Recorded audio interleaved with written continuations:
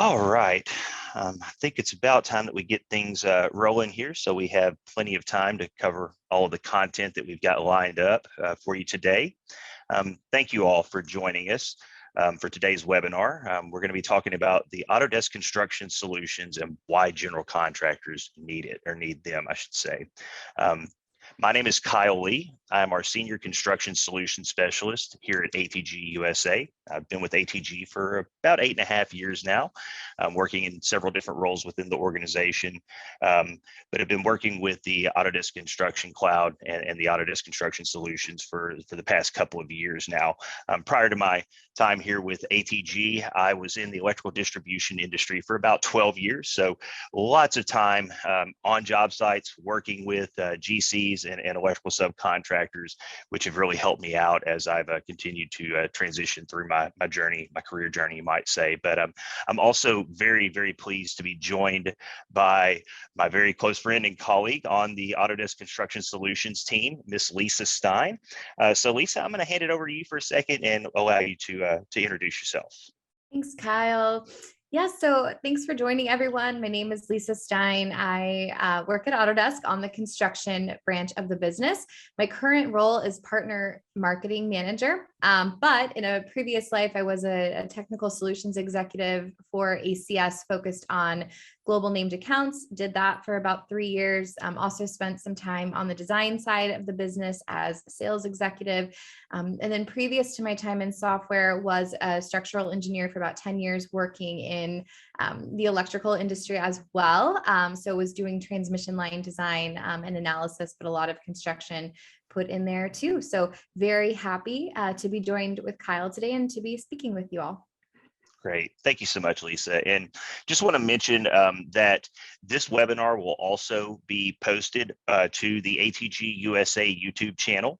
And so if any of your colleagues may have been interested in attending, but they were not able to join, please let them know that they can go out and check out our YouTube page. And if you happen to be watching this webinar on YouTube right now, go ahead and hit that subscribe button and make sure that you're always getting the most up-to-date content that's being rolled out from the ATG teams there. So, but for today's webinar, really, we want to take you on a journey.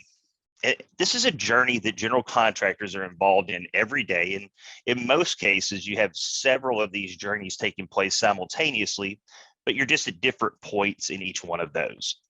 Now, the journey that I'm describing is about how GCs find and win work, and then how they manage those projects through completion.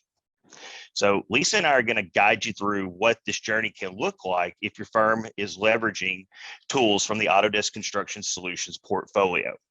But before we embark on this journey today, I've got a couple of poll questions that I'd love to get your feedback on. So we're going to go ahead and I'm going to get those launched right now.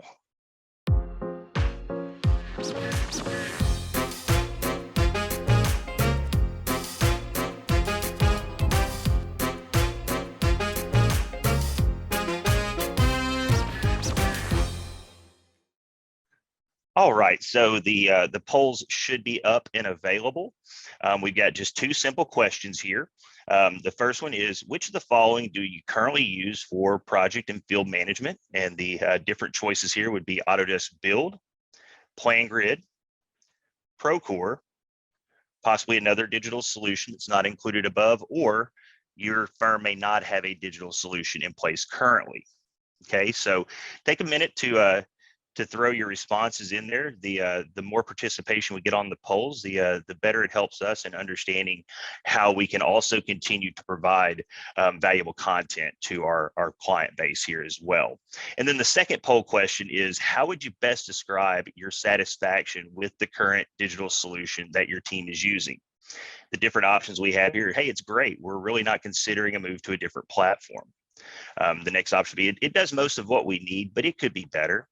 The third option is that I'm not really a big fan. I only really use it because the boss or the leadership is requiring me to do so. The fourth option here is, I threw my tablet in front of a SkyTrack, so I wouldn't be required to use a solution anymore. Or the final one is, this doesn't really apply to me because we don't have a digital solution in place. So if We're going to give that just probably about another 20 to 30 seconds to give everyone the opportunity to jump in there and respond to the poll questions. I see we already have a decent amount of people that have done so, but if you haven't, please go ahead and jump in there right now and take a look at those for us, okay? So I see that it looks like, we've got several people out there that are using Procore, some that are using other digital solutions that we didn't mention. Also got some PlanGrid users in attendance today. And for the most part, it looks like you're currently either fully satisfied with what you're working with. It's great, not considering a move to a different platform, or it's doing most of what you're needing to have accomplished on your projects, but it could possibly be a little bit better there. So really do appreciate those of you that did participate in the polls there. So we're going to go ahead and wrap that up now and move forward in our presentation today. Okay. So I'll go ahead and quickly share the results of those that responded. So you should be able to see those results now. All right, so let's move forward. So why general contractors need the Autodesk Construction Solutions. And so today we're going to talk about two primary areas of the Autodesk Construction Solutions. The first being Building Connected Pro and your ability to tap into the builder's network in Building Connected Pro and kind of some of the different things that you can do within Building Connected Pro. And again, that's really more around that ability to identify, bid on, and then ultimately win projects. And then we're going to take a look at what managing your projects can look like when you're utilizing Autodesk Build and kind of what it brings into the fold for your team. So with that, let's go ahead and let's look at tapping into the builder's network with Building Connected Pro. And for this segment, we're going to go ahead and toss it over to Miss Lisa Stine. I'm going to go ahead and stop sharing my screen, Lisa, so that you can share yours and give us a little bit of insight around Building Connected Pro. Thanks, Kyle. All right, so while I go ahead and share my screen, just as Kyle mentioned, Building Connected Pro is a way that our general contractors, even owners, can build out their projects, scope them out, and find the right resources to perform that work. We also can do things like bid leveling in this space. And then when we're happy with the project, right, we've soft awarded our subcontractors, we can then transfer the project information over to Autodesk Build, which is then what Kyle will be talking about in just a little bit, is that platform. So I'm going to dive in. Kyle, just want to confirm that you can see my screen. Yes, ma'am, Lisa, I certainly can. Perfect. All right. So we don't have enough time to go through the entire platform and all of the intricacies, but I am going to hit on the main components and the main value drivers of Building Connected Pro. So when you hop into the platform, a really nice capability is that I can kind of segment things out, right? Our organization might be working on a tremendous amount of opportunities or projects at one time, but I don't need to necessarily have all of that information. And so you'll notice these tabs up here, right? I can look at active projects, but I can silo those out to see just projects that I'm involved in, that I'm an active member in, or projects that my office is working on, so my specific geographic location, or projects that my entire company is working on. Now, aside from kind of segmenting this so I'm just not overwhelmed with what I'm looking at in here, this is also really powerful because I can recycle bid forms, both scope specific and project specific, that maybe other people from my company built out, right? Maybe we have a consistent project specific bid form that we send to all of the subcontractors that we're inviting to bid with us, regardless of their scope of work. To have that consistency, I can just leverage pieces of previous projects, right? And so it's really, really nice that I've got my entire company's information in here and I can go and leverage and recycle those different things. Also good to note that we're never going to delete anything in here. So when you're done with the project, it's just going to go into closed. And same thing, I could leverage pieces and components of that previously active project for projects that I'm working on now. And two other things that I want to mention in here are that we can build out templates so that you can just become more consistent and efficient in the work that you do too. So bidder list templates, right? Maybe, we only focus on, or we've got a big presence in construction, or we, consistently are doing the same types of projects. Maybe we're doing a lot of data centers and we're doing them in the same geographic area. So we have built out a list of bidders that do that type of work. So that means that every time I come in here to build a new project out, I don't have to find new subcontractors. I can leverage subcontractors that I've had good experiences with before. Same thing with bid forms, right? As I mentioned, we could recycle bid forms, both scope specific and project specific from previous jobs, right? Previous projects. So we don't have to build those out. And these are simply where these live, but I'll show you how we actually leverage those when we're in a project itself.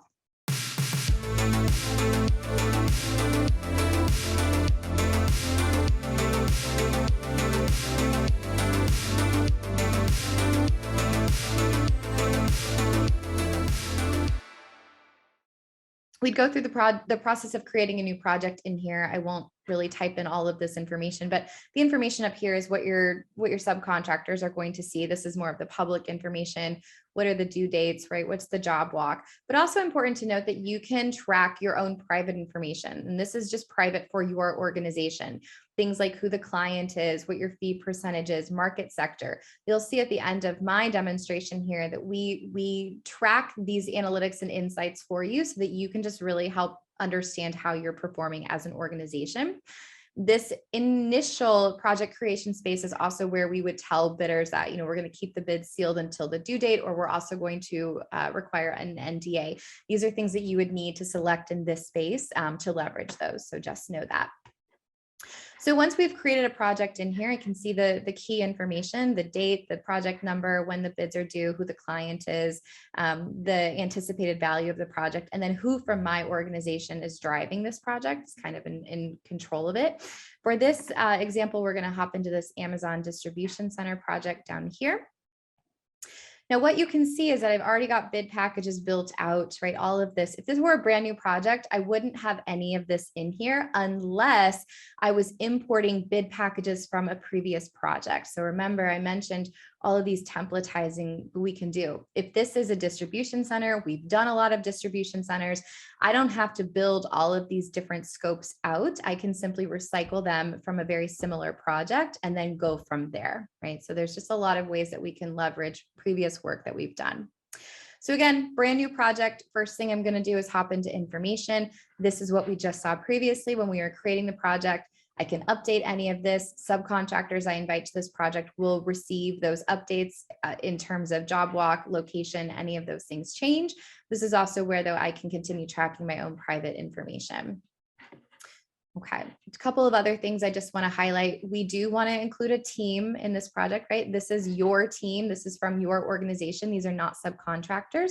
So we can have other folks in here so that they have visibility. That's something we see a lot of the time is we're working on scope and, I'm in charge of a certain amount of bid packages. So I have those on my computer. Somebody else is working on a few others.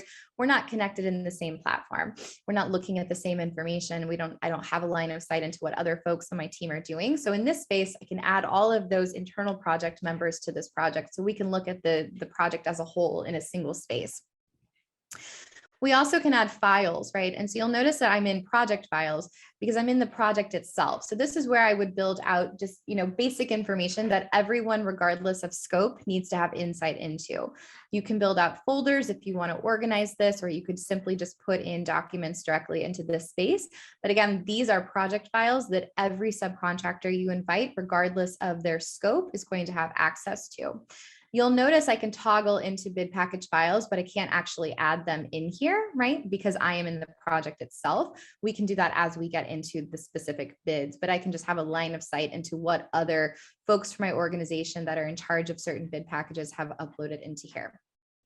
Okay, and then lastly, we're going to go into bid forms. So I mentioned that there are two different types of bid forms in Building Connected Pro. The first is project specific, and then we have scope specific. So you'll notice that scope specific, right? That's for those individual trades. We can't create those in here because, again, we are in the project as a whole. But what I can do is build out project specific bid forms. So as I mentioned, I could come in here and build these out from scratch. So for every project, if this were a brand new project, again, there would not be any questions in here. So if this were a brand new project, I could come in, I could type in all of my questions, I can choose the response type, which is very nice because you're actually able to dictate to the subcontractor, this is the type of response I'm looking for, right? If you are looking for a text response and you type that in, when they respond, in order for them to respond to this bid, they have to type out a sentence, right? They can't just say yes or no. And that decreases the amount of back and forth that we typically see when subcontractors are, responding to bids. So that dictation of how they have to respond is incredibly helpful and eliminates a lot of just the, unnecessary back and forth that we see. So I could manually do this, right? For every project, I could come in and type out my general acknowledgements, choose the response type, put in my, certifications required, labor rates, all that good stuff. Or, as I mentioned, we could import this from a previous project, right? And so just like on the home page, I have my projects my office has done, or company-wide projects. So I might go in and say, we had a really good project-specific bid form in, let's see, just grab something down here in this, the Skanska project down here, right? I can select that. I can see the project bid form. I can use that form. And you'll notice that all of the general acknowledgements changed, right? Because I pulled in a previous bid form. And so that can save a tremendous amount of time. And also, again, add that consistency and efficiency. You're using the exact same bid form for project every single time. And then from there, maybe in this specific project, I need to add, one additional question. I can do that, but I'm not starting from the ground up, right? So that's a huge time save right there. So we can go ahead and save that. And then from there, we've really set up the entire project as a whole. This is where we would go into the individual bid packages. So again, we'll go back into the bid package tab here. Again, if this were a brand new project, I wouldn't have any in here. This is built out. We're going to come back to this space, but we're going to pretend that this were a brand new project and we were going to be building out a new scope of work. So I'm going to go into new bid package over here. I'm going to type in the number. So we'll do this for a concrete bid package. I'm going to type in concrete. And you'll notice all of these keywords auto-populate for me. It's very important. You can name the bid package whatever you want to, but you'll notice that when I grab concrete, that populates as a keyword for me. And so what's important is that we're just leveraging the correct keywords for the scope of work that we are about to put a bid out for. Because as Kyle mentioned, we're going to leverage a builders network, which is a platform that we can search for subcontractors that do a certain scope of work. And so why this keyword is important is if I'm looking for plumbing subcontractors and I have the keyword of concrete, when I go into this network, I'm going to be looking at people that don't actually do the type of work I'm looking for. And so it's just important to do a double check here and make sure I've got the right keyword. Now I can get more specific. I could also say we are also wanting finishing, and I'm also wanting folks that do form work, right? I can add up to 4 keywords in here. This is just going to help me further filter the search results in the builders network to get the subcontractor that is really going to be able to do all of the work I need accomplished for this scope of my project. Okay. From here, I would choose a bid package lead. This is somebody from my team. So, whoever is going to be in charge of concrete work for this project, right, for managing this bid package and all of the subcontractors and their bids that come through, right? We'll put that person. So we'll say that I'm in charge of this one. And then estimated cost, the subcontractors are not going to see this. This is simply for you as you go into the bid leveling process. So we might say we are anticipating this is going to be about 50,000 so that as we get those bids that come in, we can compare it against our anticipated cost. If there are any specific instructions that need to be told to these subcontractors, we can add that in there. And then likewise, we can use the due dates that we've created for the project, or we might say, the job walk for the concrete subs, that is going to differ from the overall project due date. So I'm going to untoggle that and say this is actually on the 25th at noon, right? So you can choose different due dates, specific due dates for this specific scope of work. So from here, we'll go ahead and save it. And now again, we are in that bid package here, right? So the next thing that we're going to want to do is build out a bid form for this line of work, right? For this scope of work. And so we'll notice that scope specific bid form is what we can manipulate now. If I scroll down, I see the project specific bid form I created before, but I see that it's all grayed out, right? I can't do anything with it. This is just a reminder to me that this is also going to be sent to all of these concrete subcontractors. And if I need to edit this, I need to go back into the project. But right now, I'm going to be focused on the scope specific bid form. So same thing, right? I could edit what's in here. I could build out my own line items. I could create my own clarifications in here, or I could import a previous template, right, from another project. So I might say, okay, there was let's see, this Wildcat Plaza project. I'm going to grab that, and I can see the bid forms that I created, the scope specific bid forms that I created in that project. So I would go down and find concrete, right? I've got concrete here. I'm going to click that. And then from there, I'm just going to use this form, and we'll see that this updates from the information that was in that previous project scope specific bid form. So again, maybe I'm just using this as the foundation. I need to come in and I need to add to this, but I don't have to start from nothing, right? And this is just very helpful in terms of efficiency and getting these out much faster. Now, another thing I want to note in here is, just like with the project specific bid form, you could dictate the response type. You can do that in here as well, which is incredibly helpful, because as you start getting bids in and we go through the bid leveling process, I don't have to do any kind of conversion, right? I have the assurance that people are responding in the units that I need them to, right? So I can just look across the board. I'm not comparing, apples to oranges to bananas. I'm looking at the same set of units across the board, and that's going to help me make a good decision on who to soft award. Okay, so you'd go ahead and fill this out, and once you're happy with this, you would save it. This is again what's going to get sent to the subcontractor. So from here, if there's any files I need to add specifically for this scope of work, right, I would upload those. Same thing, I can add folder structure, or I can just add files. I can also look back at the project files, but I can't edit those here. This is where I'm adding specific files for concrete subcontractors. Now, from here, we're going to go into bidders. So we've got everything set up and we are ready to send this out to subcontractors. First, we need to find subcontractors. So we're going to go to add bidders here. Now, what we see here is the builders network, right? So this is what Kyle was referencing before. This is a network of subcontractors that you can find in certain geographic regions that do certain types of work.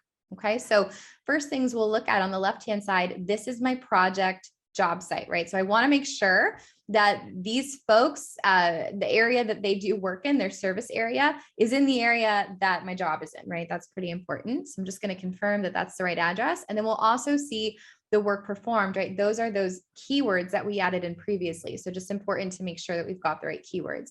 So now I can see all of these 133 companies that do work that is the exact scope I'm looking for in my service area. I can see all of them in here. So from here, I might click into one of them just to learn more about their organization. I see where they're located, how many employees they have, their service area, the type of work they do.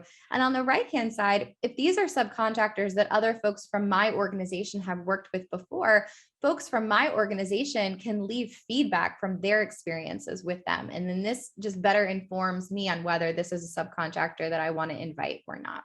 Okay.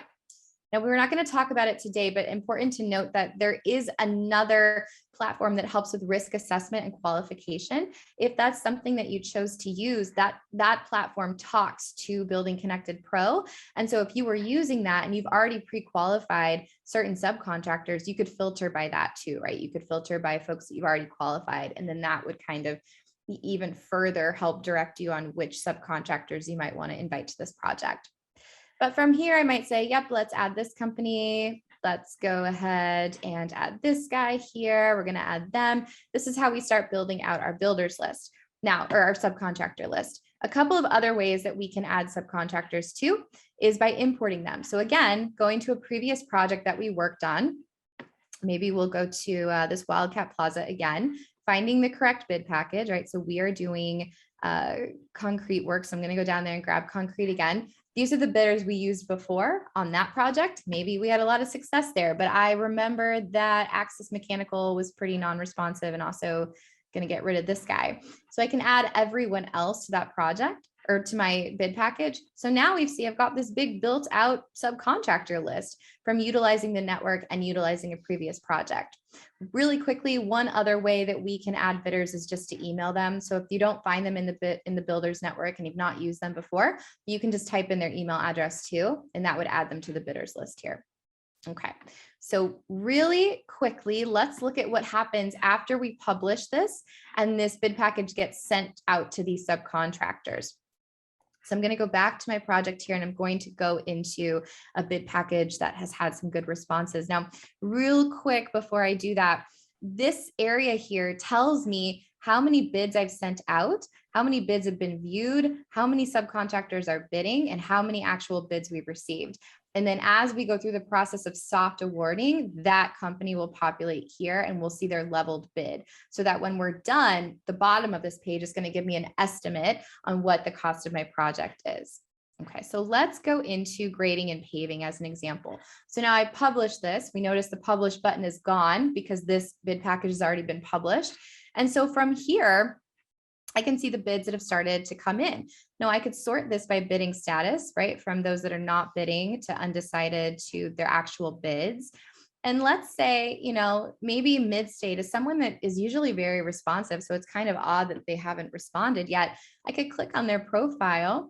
I could understand, right? I could see a history of, you know, when we invited them, and it's just kind of odd that we haven't heard back. So what I might do here is either resend the invitation or send them an individual message and just check in, right? And that can kind of serve as that reminder for them to respond to this bid.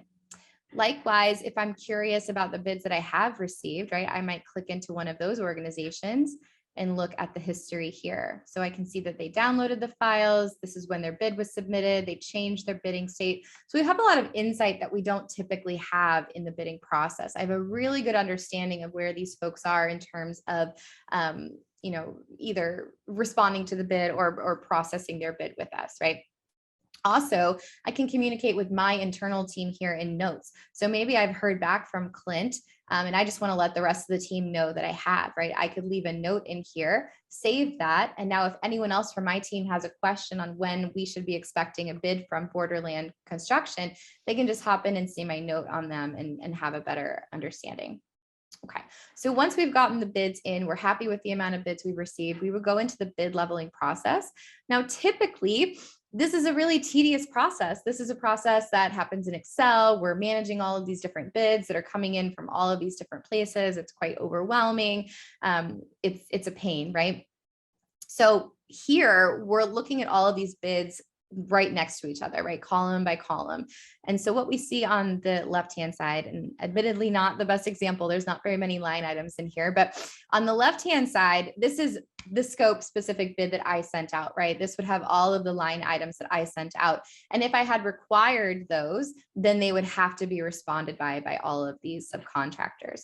We scroll down a little bit, we also see the project specific items down here. So again, if those had been dictated as have to be responded to, we would see the responses from the subcontractors up here. But what this is showing me is just the bids coming in from the subcontractors. So I've got Bates Paving up here, I've got Granite Construction, and I can see their numbers. If they had sent a previous version in here, a previous revision, then that would be another item I could click on in here is to look at a previous version. I don't think that any of these have sent in previous versions, so we can't see that in this space, but you could toggle back and forth from previous revisions if they had sent in more than one bid. Now, sometimes you get a person that just doesn't want to play in a technical space. That is just fine too. If you happen to get a faxed in proposal, you can simply add that in, right? I might say Prime Paving, they faxed us over something, they want to bid. We're just going to upload it for them. So you can upload their faxed proposal, and then you could just come in and fill out the rest of this for them, so that once you save that, it just inserts as another column here, and you can do the bid leveling pretty seamlessly. So from here, the last step of this process is to choose one of these subcontractors as soft awarded, right? So we'd mark them as soft awarded. They are not getting any kind of a notification that they are soft awarded. That is simply so that when we go back into the project space here and look at the bid packages as a whole, that when we go down to grading and paving, we see the company that we just soft awarded as well as their leveled bid, right? And so when we're done with all of these bid packages, I can scroll all the way down here. I can add any of my own general conditions or expenses or insurance contingency fees like that I want to. And then those are all going to add up to give me the total forecasted project costs. So from here, when you're done with this project, we can move over the project information into Autodesk Build and then manage the actual pre-con and site-con and ops part of the project. Okay, so from here, I will stop sharing, and Kyle, I will hand it back over to you. All right, great. Well, thank you, Lisa. Certainly appreciate you sharing all that information with us. That was, you're right, it was a lot of information to take in, and I know that we weren't able to go as deep as we may have wanted to, but obviously we have to kind of keep it under wraps for the sake of time here. But if anyone is that's attending or that may be watching this after the fact on YouTube, if there's anything about that portion of the presentation that piqued your interest or that you might be interested in having a further or deeper conversation around, please don't hesitate to reach out to myself or to your dedicated account executive at ATG, and we could definitely coordinate time for that conversation. So, but now that we've talked a little bit about the kind of the first portion of the journey, which is getting out there and identifying projects and bidding on those projects and then ultimately winning those projects. Now let's talk about what happens after we have been awarded the project, and now we want to start to manage the project. And I want to look at this from the standpoint of what the Autodesk Build, the ACC platform as a whole, but specifically what Autodesk Build can bring into the fold for your teams. Before we dive in, though, I always like to preface this and just mention that the Autodesk Construction Cloud as a whole, it's a platform that can be leveraged from the outset of project design and can be utilized all the way through handover and completion of the project to your owner. So this is a great platform that doesn't just come into play as we have had projects that have been awarded. We see this platform utilized by design teams while they're still, creating the project design, getting through the schematic design and into construction documentation and even detail design. But then it makes it a whole lot easier as well to now bring in the contractors, both the general contracting and subcontractor network that's going to work on the project. And we're not having to move this project data between different platforms. We're not having to take native Autodesk design files and convert them into PDF format and lose a lot of that rich metadata that can be very insightful for our teams out on the project. So, but after we've been awarded that project and now we're going to be managing it, as we move into build, it really starts with your document management. And Autodesk Build does provide a streamlined document management system. And it's most important because it's all about ensuring that the team members have access to the right information, the most up-to-date information, and most importantly, only the information that they need access to. So within Autodesk Build, we're able to accomplish this with a few things. First of all, I want to talk about document control. The platform is set up so that you can create whatever level of folder structure is necessary to manage your projects. And you can even templatize that folder structure as well, making project setup more streamlined as well. We also have the ability to control the folder structure and what the different teams have access to and the files that they're able to see through permissioning within the platform. So we can set different levels of permissions for different team members, whether those are internal, but even more importantly, external team members, so that we're only giving access to the right documentation for the right people at the right phase of the project there. Okay, it's very easy to set those permissions up, and again, even templatize those through role-based permissions. Also, another thing that's very, very important, as we all know, documentation on a project changes throughout the course of the project. We have additional information that gets added, but what's most important about that entire mindset and that process is the fact that we have the ability to manage and control document versioning. That's so important to be able to, number one, ensure that your team members are working off of the most current, the most up-to-date version of the information that is available. But it's also just as important to be able to understand and be able to go back and look back even at the different versions of that document, of that file, as it may have progressed through the process. Maybe that's through the process of accumulating the information around your cut sheets, or even just accumulation of information associated with the design files that the design teams are leveraging and utilizing for the project. And then lastly, we also have the ability to configure different document approval workflows within the environment. So what that means is, obviously at different points in the project, people are going to need access to different information.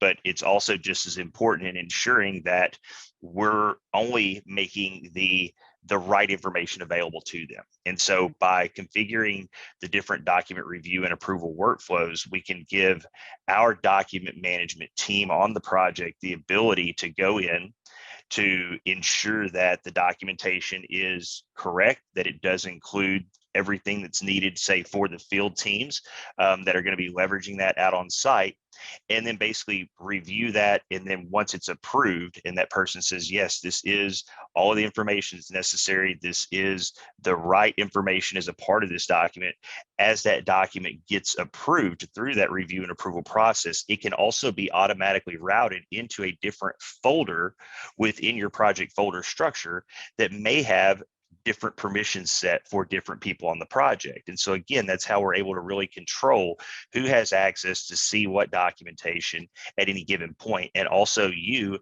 as the owner of the project itself, the project management site, I should say, you have the ability to ensure that people only have access to the information that your teams have approved to put forth into production. Okay. And, this is so important, again, just document management as a whole, because when we don't have a great document management solution in place, we can definitely run into issues around people that are building off of incorrect document sets, that are looking at the wrong information. Maybe it's about installation manuals that are associated with equipment that's being installed on the project. So it's so very important. And I think that everybody in the industry has at least one horror story about how someone working off of the incorrect documentation has resulted in a major setback for the project, both monetary setback as well as a time setback for the project. Okay, so now I'm going to have to pick up the pace a little bit to make sure we can get through everything. But let's next talk about the fact that within Autodesk Build, we have configurable project management tools and workflows.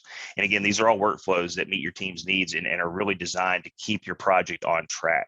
And so some of those different configurable workflows are around things like your RFIs, which are always a very important part of the project that has to be managed properly from initiation even through closeout. And in many cases, we do have to provide proof that all RFIs have been addressed and have been closed out. So we can definitely streamline and most importantly, configure that RFI workflow to meet your team's needs for that specific project.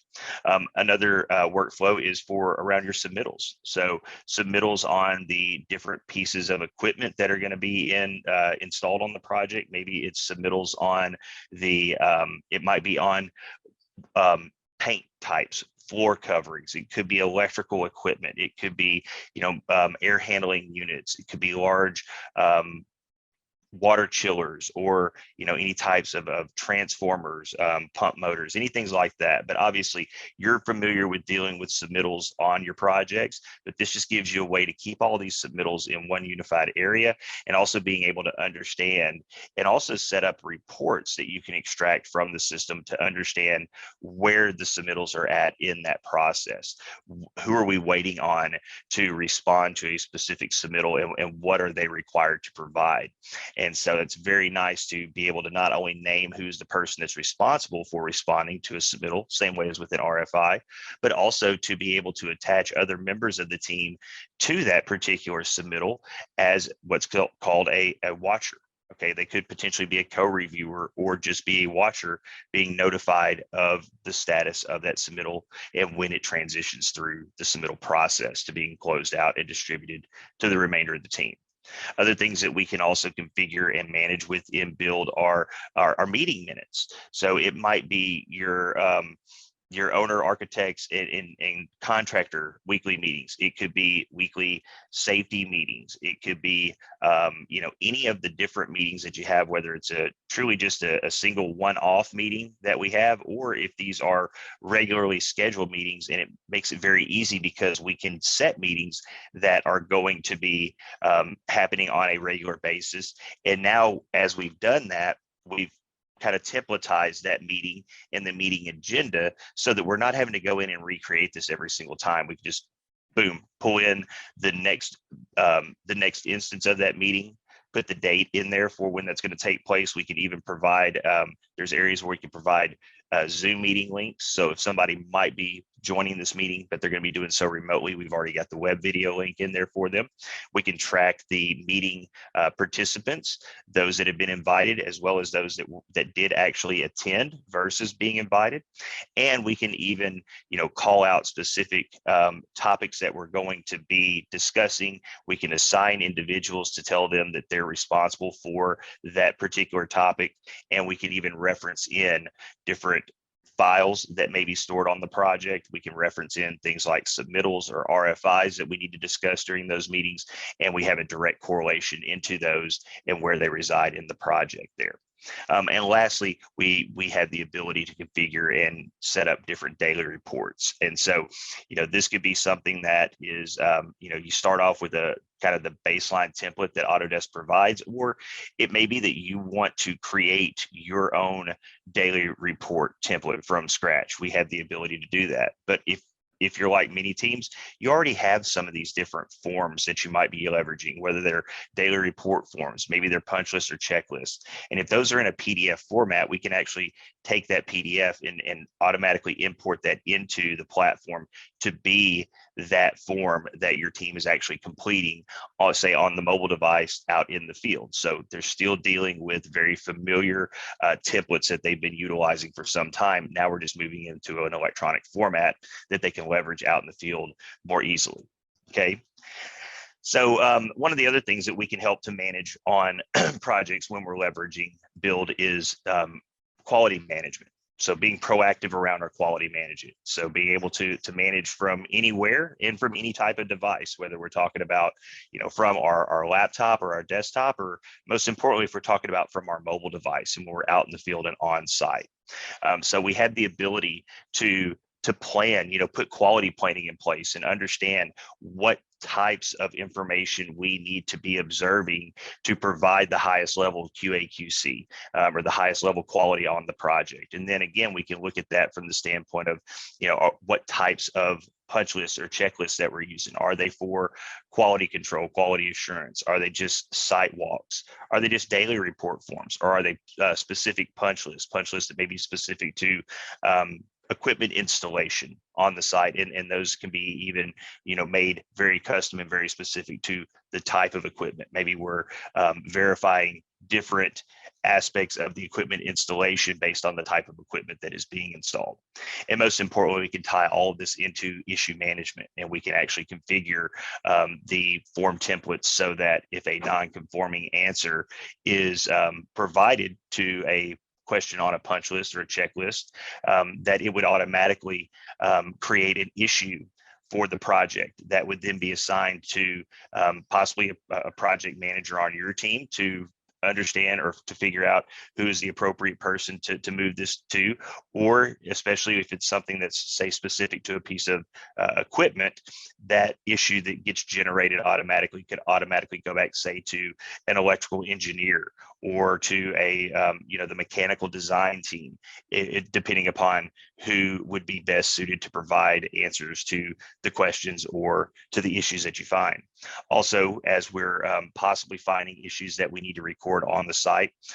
We can create issues just one-off through the mobile app, but we can tag additional information into that issue, whether it's a file that's stored in the document management area. Maybe it's a construction document or a sheet that we want to tag to that issue, or possibly even photos that we're capturing on site to really capture, or to see what's taking place and why that's an issue. And so we can combine all that information into that issue, giving a whole lot more context to the different team members that we might be asking to provide additional levels of input around that particular issue. Okay, so next, also we have the ability to provide robust safety management and really getting and keeping everyone engaged in site safety as a whole. Now, quality and safety are very similar in the standpoint of how we plan for this, and that's really planning and how we want to set up our different punch lists or checklists that we're going to be leveraging out on site, planning for and ensuring that we are that we're checking for everything that's going to be necessary for the project site. It may be that certain people in their safety checks, they may not have to worry about things like possibly fall protection. Maybe it's somebody that's just a concrete contractor and they're just setting up forms on the site and they're working ground level. But again, we can customize these different punch lists or checklists based on the teams that we're working with and the different potential safety risks that they may encounter on the job. We can then take the results of our safety checklist and safety punch list and the data that we accumulate through our inspections and our observations, and we can leverage that data and leverage that output to help us better manipulate or better involve our safety training to what is specific on a project by project basis. So, being able to aggregate that data and then start to see where we identify trends, where we identify areas that maybe are commonly being entered in as non-conforming responses, maybe that tells us, or that keys us off to that we need to have deeper safety training in some of those areas as well. Okay. And then one of the other things that the Autodesk Build licensing and the ACC platform provides is connected cost management. So we can centralize and manage the construction costs within the same platform. We have the ability in the cost management module to create our budget and set up our contract administration. This is the area where we can also work with our teams to understand potential change orders on the project. It's really nice because we can start out with an issue that someone sees on site. We ask that we assign that issue to our internal project manager to see if maybe that person has some additional information to help us to understand why we're seeing what we are on site. But then if they can't, they can escalate that issue and basically convert it directly into an RFI. And then after we have gotten answers back, from that RFI based on the teams that we needed the additional information from, if that's going to result in a change order, we have the ability to immediately spin off a potential change order that is tied back to that RFI, which was initially generated from said issue. So the connection between everything taking place in the platform makes this so powerful. So again, the ability to manage those change orders and understand what change orders may have been requested and who's the responsible parties that are going to have to basically foot the bill or take care of the costs associated with those.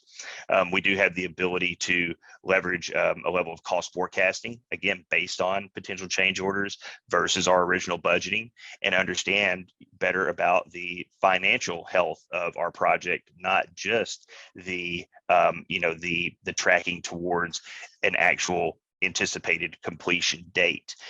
Yes, we always want to hit these deadlines and make sure that they're delivered, on time or ahead of time.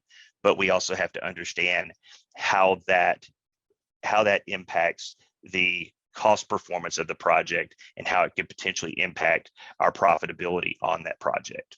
We also have the ability to leverage different payment applications that can be generated from the cost management module as well for your subcontractors or maybe even suppliers for certain materials on the project as well. So very important to be able to understand how the project is again performing from a cost standpoint, just as well as how it's performing from the actual execution and installation standpoint as well. And really, when we stop and think about it, it's all based around the unified data that we can have access to within this platform. Okay, it's not just the PDF documents or the Word documents or spreadsheets, although those are a very, very important piece of the project puzzle, you might say. It's also about leveraging things like our models that we can derive from the design teams and VDC teams. It's about having the ability to capture and store photos and videos within the platform, the construction drawings themselves within our sheets area, the ability to better understand and manage our cost items, and also the ability to better manage the assets or possibly equipment that's being installed on the project as well. And that all plays into the overall success of your project. And it also, giving more people access to this information is going to provide them with more insight in how they go into perform their functions on the project from a day-to-day and week-to-week standpoint as well. Okay, so with that, I'm going to hand it back over to Lisa momentarily so we can talk a little bit about some of the Autodesk Construction Cloud differentiators here, and then move towards wrapping up today's webinar. So Lisa, I'll hand it over to you. Thanks, Kyle. And if you could click through those 4. Sure thing. Thank you. All right. So just talking a little bit about the differentiators. The first is unified data. And that's really, kind of what Kyle's been talking about the whole time, right? Working in a single space with all of the information that we need that pertains to the project. And also, if we think about how we've got all of these different roles and all of these different companies inside of our project too, but everyone being able to access the same project information, that's how we can assign things like issues to other companies or to subcontractors, but still have visibility in there. Or when we, upload new models or new plans, everyone has access to that. That's how we make sure that we finish projects on time and on budget, right? We don't have to do a whole bunch of repetitive work. The next is business insights. So if many of your projects, right, if you continue to run projects in Autodesk Build, you can start to see how things are performing. It's the same with what we, kind of looked at in Building Connected too, right? We recycle information, we capture those analytics, and we're doing that both in Building Connected Pro and Autodesk Build. So you can see, what subcontractors do you have a lot of success with? What market sector are you performing the best in? And in terms of Autodesk Build, what kind of problems, what kind of issues are you continuously running into? Are there, different tactics that you can take to eliminate said issues, right? What can you do with that information while you're in a current project to course correct, and also then leverage that information to make new and better decisions on future projects? The next is enterprise grade. So being able to really manage this, have a ton of different projects and be running projects for a whole bunch of different market sectors under your organization as a whole, being able to templatize types of projects right throughout your entire organization, so that again, you're not starting from scratch. So not looking at this as individual projects, right? But looking at it as an account base, right? And we've got different projects that run under that, but because we have an account base, we're able to create things like types of issues and what those issues entail, and types of submittals and RFI. We're able to customize those things. And that just, again, helps us to be more consistent and efficient. And then lastly is pervasive simplicity. So we have showed you a lot today, and there are a lot of features and capabilities that we also went over, but hopefully, a couple of things that you noticed, at least from, the demo of Building Connected, is that it is very simple. And that is the same of, the actual ins and outs of Autodesk Build. There is a lot that can be accomplished, and we don't want that to be overwhelming to users. So navigating around the platforms themselves are incredibly simple and intuitive to use. And that encourages folks from your organization to want to work with those tools, because they start to see very, very quickly the ROI, the payoff of using technology rather than paper and kind of, historical ways of doing work that we've done in the past. Absolutely, absolutely. Thank you so much, Lisa. And also one thing I'd like to add here, I know that a large part of Lisa's portion of the presentation around building Connected Pro, she was actually working in that product live. It was more of a kind of a demo feel, and you got the opportunity to really see inside of that platform. And I know that for my half, as we were talking about Autodesk Build, it was really more focused on the overarching functionality and value that it can bring. But I want everyone to understand that if you go out to the ATG USA YouTube channel, you'll see that I have also started to put out a series of different technical talk videos where I've actually, cut. They're typically anywhere from 3 to 5, maybe 6 or 7 minute videos where I'm actually showing you around inside of the build platform and within the different tool sets that are built into the build platform. So, that's one way that you could go out and actually kind of get a peek into what the platform looks like and more from a demo perspective. But also, if it's something that you're interested in having a deeper conversation around, definitely reach out to myself or to your dedicated account executive here at ATG, and we can set up time for that conversation and actually take you into a deeper dive into the software platform itself. Okay. So with that, team, thank you all for joining us today. If you do have any questions, we're just a couple of minutes away from our end time, and I do want to be mindful of that. I know that most of you are maybe watching this over your lunch break, but if you do have questions, please feel free to send those over to us. You can send those in to myself, that's KLEE@atgusa.com, or you can send them to your dedicated account executive. Now, if for some reason you might not currently be working with the ATG and aren't sure who that account representative for your area might be, we also have another email that you can utilize, and that's just sales@atgusa.com. So please feel free to send any of those questions in, and we can definitely coordinate time for a conversation to help answer those and, again, give you a deeper understanding of what the platform can do for your team. So thanks again, and have a great rest of your day, everyone. Hey there, thanks for tuning in. If you like this video, make sure to subscribe and check out some of the other content on our channel.